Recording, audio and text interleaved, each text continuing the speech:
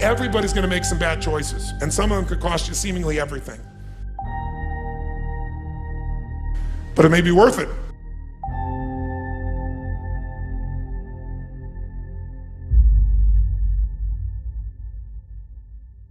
I believe that every relationship, every part of life, every part of a human being needs a compelling future.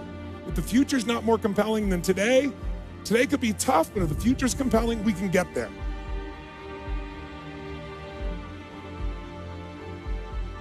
I've always wanted to know the answer to a question, been obsessed by the question of what makes the difference in people's lives. I was not popular in school, I loved people, so I was passionate about figuring out what's the difference in people. Why is it that some people are given everything?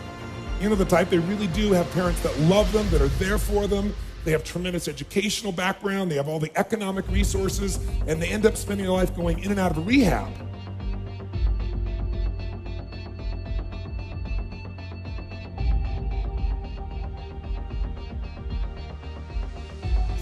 They had all the resources. And then you meet somebody who's been, abused, or no one's been there for them, or they've been physically abused or sexually abused, or the worst things you could possibly happen to a human being. And they turn out to be some of the finest human beings you'd ever meet in your life, who are out there working to help other people and make a difference.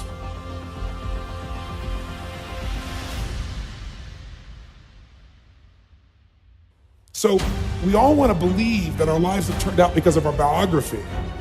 And the reality is we can all find people with a horrible biography who have an extraordinary life, and we have people with an extraordinary biography who have a life that none of us would want to trade with. So what's the real challenge? And I believe that the challenge in relationships and in life, in every area, is emotional fitness.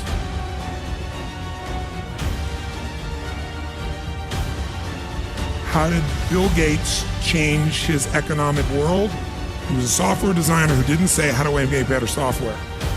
He asked, and God, everyone else asked, how do we become the intelligence that controls all computers worldwide? How do we become the intelligence that controls all computers worldwide? What do you want? What's your outcome? What's the result you're after? That changes what you do. Sly Stallone, Sylvester Stallone, Rocky. He said, now we were so broke, we had nothing, no food, no money. And he said, the one thing I love most in the world was my dog. He said, I love my dog because he gave me unconditional love, unlike my wife. And he said, so what happened was, we were so broke just to survive, I couldn't even feed my dog. So I went to a liquor store. He said, it was the lowest day of my life. And I stood outside the liquor store trying to sell my dog to strangers. So I tried to sell my dog for $50. And he said that finally this one guy negotiated with me and bought my dog for me, my best friend on earth, for $25. He said, I walked away from there and I cried. He said, the worst thing that ever happened in my life. He said, 2 weeks later, I'm watching a fight. This white guy that's getting bludgeoned but just keeps on coming. And he said, I got an idea. He said, as soon as the fight ended, I started writing. He said, I wrote for 20 straight hours. I did not sleep. I wrote the entire movie in 20 hours straight. Right then. Saw the fight, wrote the movie. Whole thing, done. He said, I was shaking at the end. I was so excited. He said, I really knew, man. I knew what I wanted. I knew why I wanted it. He said, just like you teach that formula. He said, but I said, man, I took the action. Now it's time to deliver. And so he said, I went out and started trying to sell it to agents. And they all would read it and they'd say, this is predictable. This is stupid. This is sappy. He said, I wrote down all the things they said. And I read them the night of the Oscars when we won. And they only spent $1 million to make Rocky. And it grossed $200 million at the time.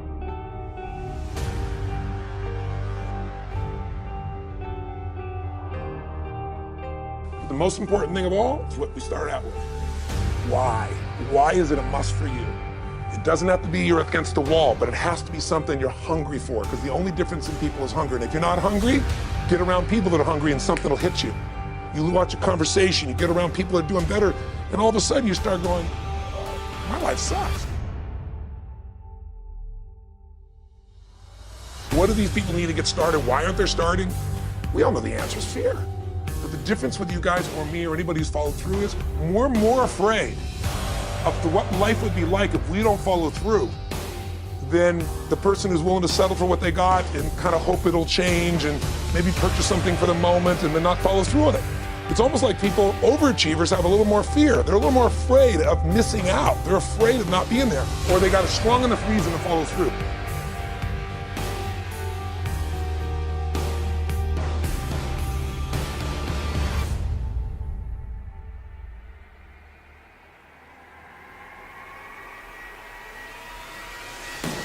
But grace gets magnified the more you appreciate it. The more you notice that you're guided, or that things have happened for you. Those you've been to a date with destiny, you know I have a core belief, and that is life doesn't happen to you, it happens for you. It's your job to figure out how it's happening for you. If you don't notice it, you won't experience it.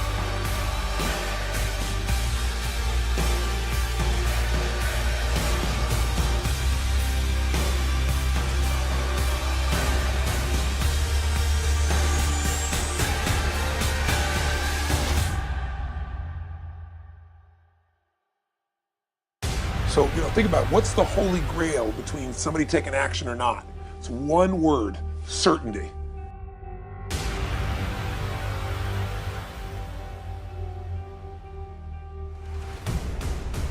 When somebody is absolutely certain the common word is believe, right? But you can believe at a general level, or you can believe with certain. When you're absolutely certain that if I do this, it's going to get that result, and that result's going to change my life, you'll do it. When you think it absolutely is not going to work, you're never going to do it.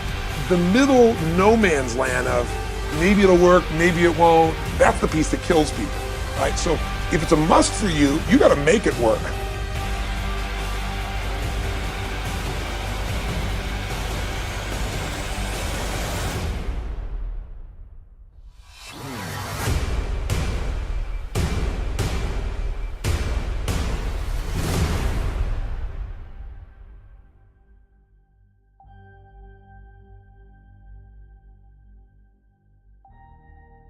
You want to have the emotional and psychological strength, because that's going to carry you through when the mechanics are boring or frustrating, or when things aren't working out. Your emotion, your psychology is what will carry you. It'll get you to keep doing it. Everyone knows, if you've done any studies, Dr. Seligman is very famous for doing studies on optimism. And in those studies, you know what he found out? People that are pessimists are much more realistic. They're much more accurate. If you give them a test and you ask them to look at something and give you a size measurement of it, or to evaluate their own success or failure at a task, in every study Seligman's done, he did it in the University, I think Pennsylvania if I remember correctly originally, what he found was that optimists always see themselves as doing better than they really did. They basically BS themselves. What happens to pessimists, they're 10 times more accurate. But here's what he found out. What he found out is because the people who are accurate never push themselves because they know it's never going to work anyway. Whereas the optimist sees it better than it is, so they keep doing it. Because they have the illusion they did well, I'll do even better next time. And because of that optimism, they did it more often, and so optimists succeed at a 4 to 5-fold, depending upon the task, result ultimately beyond anything that a pessimist will do, and they're not as accurate.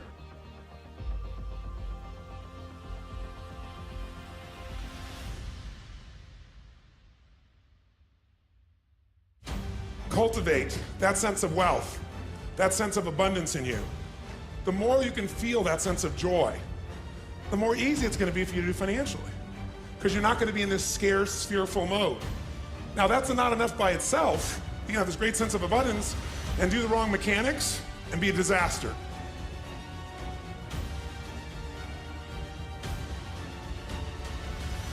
Wealth is a product of the mind. Again, no amount of money you ever achieve will make you wealthy.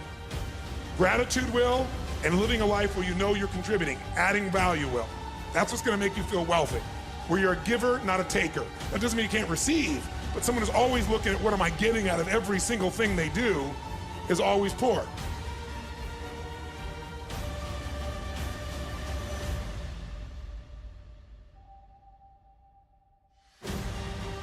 But the basis of all that I do comes down to knowing that the difference in your life, your relationship, your physical life, your emotional life, any aspect of your life comes down to this sense of psychological strength or emotional fitness. And what I mean by that is this: discipline never works long term. Never. What works is when you become addicted to something positively new. You trade one addiction for another. When you shift from having to doing something to wanting to do something. So our focus is how to make that happen.